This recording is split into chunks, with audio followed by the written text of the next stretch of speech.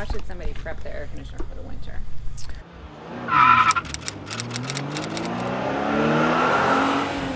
Getting ready for the winter time, a lot of people are concerned about the elements. What's going to happen to my air conditioner all winter? The biggest thing people ask me is the cover question. Should I cover my air conditioner? It's really a twofold question because a cover does not hurt. But the biggest thing I like to tell folks is this air conditioner is meant to be in the weather. It is meant to be outside in the elements. A lot of things I worry about is if you forget that your cover is on and you turn it on in the summertime, it could do a lot of damage to this air conditioner.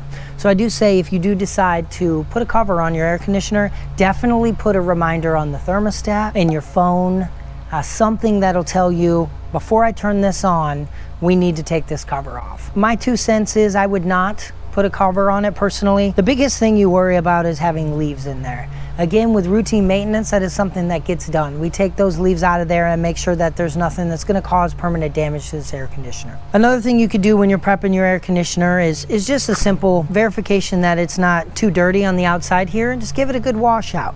All of these fins, like you've seen in a previous video, can collect a lot of dust and dirt.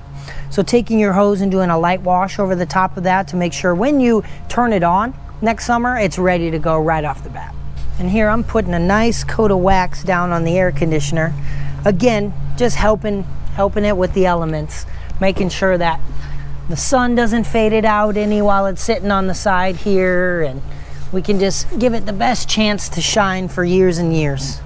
Look good, run good.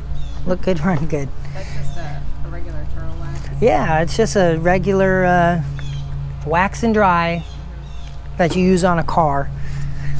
It's the same concept. We just want to protect the paint on there. This just helps it last a bit longer. All right, cool. We're good to go.